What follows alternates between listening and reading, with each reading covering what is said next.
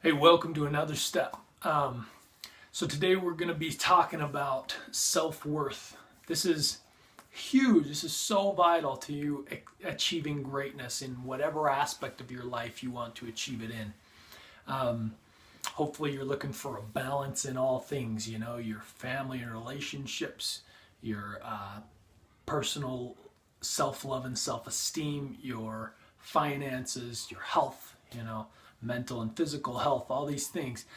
But self-worth is what says you're worth having anything good, right? I like to tell people that you're as good a candidate as anyone to have your goals and dreams, right? You're not a good candidate for my goals and dreams, and I'm not a good candidate for yours, but you're as good a candidate as anyone for your goals and dreams. And you have to realize that you are as valuable as any other person on this earth, right? We all come to this earth with a specific inherent value, and that's why self-worth is different than self-esteem. Self-esteem can, that can be built and like perceived by others through, a process of learning and growing, and it includes self-love as well. But self-worth is just an inherent value that you have that qualifies you to go achieve something great, the things that you see and dream and envision for yourself, right? Don't be held back by comparing yourself to others. That does you no good. As far as your self-worth, right? There's a time and place to compare and analyze and see where you can change or improve in order to get where someone else is, right? It's a good method for example, for building your wealth, your finances, is to look at Warren Buffett or Bill Gates or some of these people and say, okay, what are they doing that I'm not doing to get that kind of wealth? Well, that's a good time to sort of compare, but that doesn't have a value, like a personal inherent value attached to it. That's just a learning exercise to understand how can I get to where they are in their finances, right? But you need to be careful of that. One thing that destroys self-worth is comparing yourself to others and sort of trying to keep up with the Joneses, right? If it's not going to bring you any sort of joy or happiness or whatever to achieve a great level of financial wealth, then don't worry about it. Don't even try, right? Get yourself stable to a place that you're comfortable, that you feel able to achieve the things you want and fund the things that you desire, and leave it at that, and focus your energy on the other things in life that bring you joy, right? So you need to realize that you are worthy to love and be loved, to serve and be served, to have nice things, to have lots of money, to play hard, to work hard, to have impact, to have growth, to have purpose, right? You need to realize that you are worth all these things and so many many others, right? Whatever's on your list. You're as good a candidate to achieve those things as anybody, right?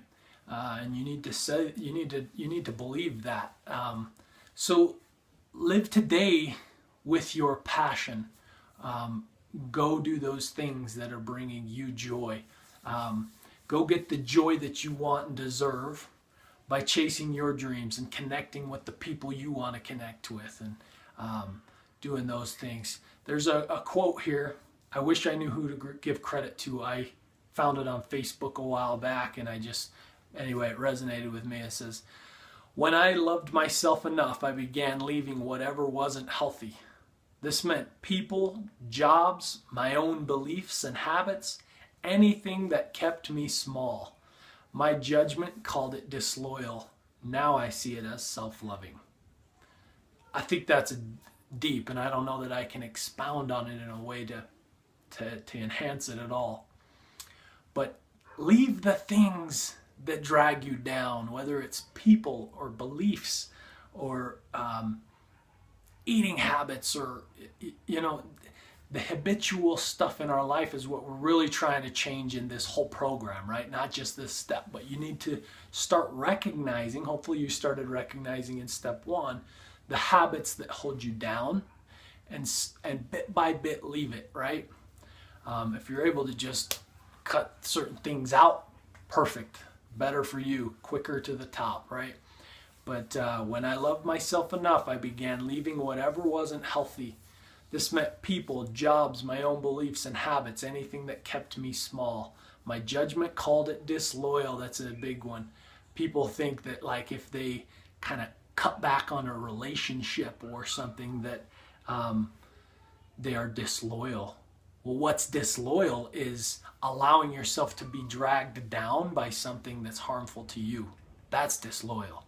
So don't fall into that trap. Call it self-love. When you pull out of a relationship or a habit or some sort of lifestyle dilemma that keeps you small, that is self-love.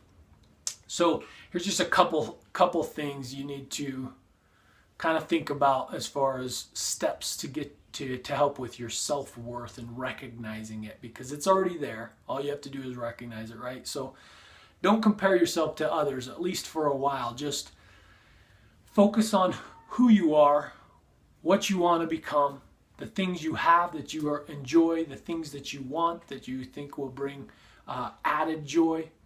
And I mean real joy, not just fun, Fun's good, but I mean like long-term joy that you can look back on with a memory happiness. That's a good term I like to think about. Have self-compassion.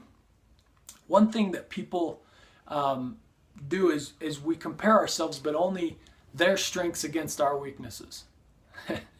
And what a life to live, right? That's a losing game right there. You got to realize that every single person out there has junk. They all have baggage. I have it, you have it, everyone around us has it. And that's okay. That's fine. That's human.